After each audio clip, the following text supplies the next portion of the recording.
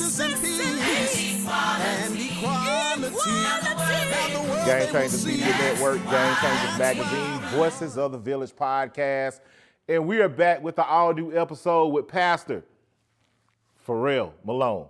How you doing today, sir? I'm ecstatically blessed. How are you doing, sir? Man, I am excited, man. And, you know, today is a great day. We are in the house of Macedonia. Yes. Tell us about Pastor Ferrell Malone and the house of Macedonia. I mean, it's very architecturally. Well, Macedonia, Macedonia's been here since 1892. Okay. It has always been a voice within this community through its pastors. Right. Reverend, the most recent ones were Reverend E.J. Jr., Reverend Littleton Price, and right prior to me was one by the name of Reverend Arnold McKinney. Okay. And then I've been here for 27 years.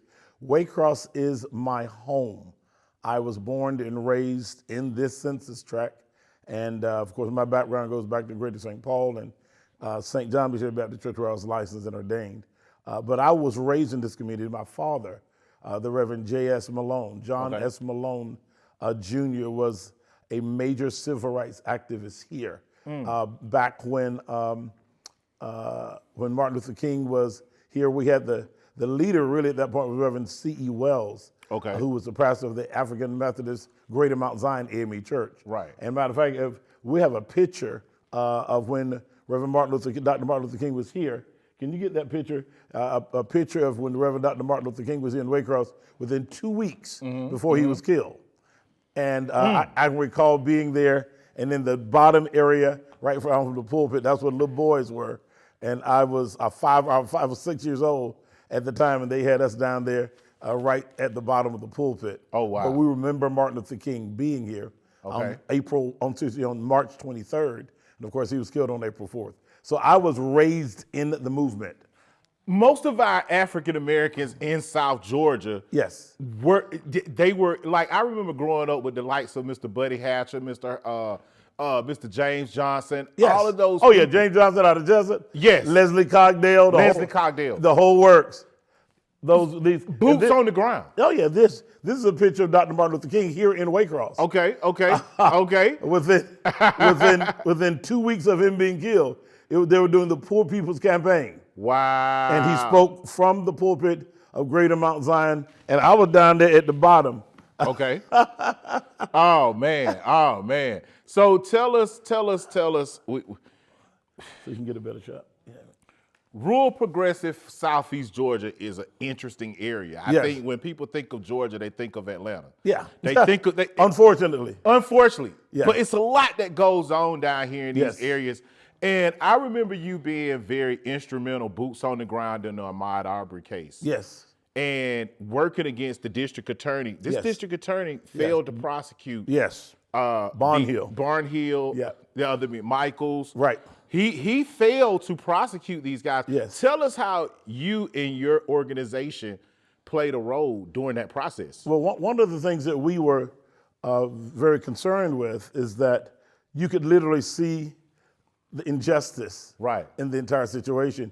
And he, being that Jackie Johnson deferred to him because Jackie Johnson was the district attorney over in the Brunswick Judicial Circuit, but she deferred to him, who was over the Waycross Judicial Circuit. But his son worked for Jackie Johnson in that office for the Brunswick Judicial Circuit. Oh, wow. And we came against him and launched a campaign that was my we launched the campaign to get him recalled. We actually did a recalling certification to have him recalled as the district attorney to show our displeasure with his decision. We did a 6-county caravan throughout southern Georgia. It was Ware County, Charlton County, Brantley County, Pierce County, Bacon County, and we ended up in Coffee County all in one day.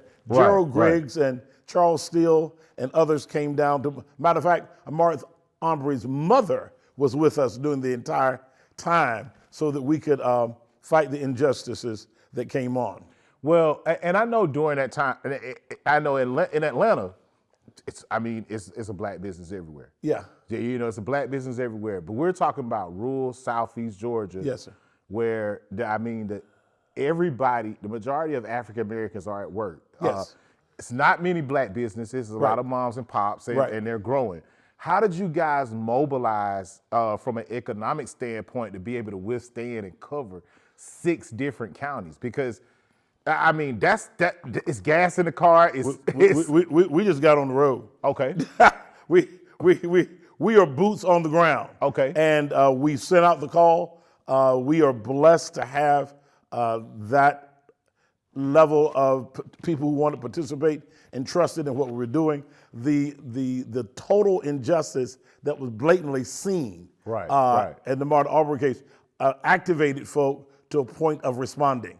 So we simply I planned the tour. We need to go to every county that he represented. Barnhill did, and we had to make people aware. It was more on the line of making people aware that this is an injustice, and you just cannot sit by and let this pass, because next week is going to be your son. For now in Waycross, you guys had Barnhill over the case. Right. Barnhill, Jackie Johnson passed the ball over to Barnhill. Yeah. When you look at that and you see he has a son working in the district attorney office, what did you see the odds of this case being defeated without the camera visual that happened, the actual video footage that showed Ahmaud Arbery? It would have been thrown under the rug. They tried to throw it under the rug prior to it getting the national attention. Yes. They tried to throw it under. It was very clear. It was very apparent. So the cameras played an enormously positive role because a picture's worth 1,000 words. Okay. And so when you got that on camera, not only will you be able to talk about it, you'll be able to rewind it and I'm using some of them old terms, but rewind it and play it and play it and play it. Right. And when people saw that level of injustice, it made it very apparent. You cannot say that did not happen. And I believe the McMichaels tried to use this footage as almost like a self-defense mechanism. The most ignorant thing they could have ever done. But that was just some dumb folk from South Georgia. Yes, absolutely. Who thought that, but number one, they used it because they thought they were just. Okay. They thought they were right. They thought they were justified. And that's what comes with a level of entitlement. Yes. That because of your skin color, you think you have the right to take somebody's life based on your own perceived circumstances and rights. Right. And that's why they use it as a defense, because that's how the pride of white racism is, especially in South Georgia. Especially in South Georgia. Now, I recall you had to actually not only step up on a nationwide level, but you had to advocate for 2 young black males who were shot at in the car. Oh, yeah. They were shot at in the car. They were shot in the car. They were not shot in the car, but the police officer fired off into the car. Well, no, it was more than 2. It was some young people. Okay. It was some Gene Goodman's son, and basically what took place was they went out for a ride, and the police ended up getting behind them. Okay. When they got out to run, there were children. Wow. There's nobody in those cars over 18. Justice and peace and equality. Now the world they will see. That's why.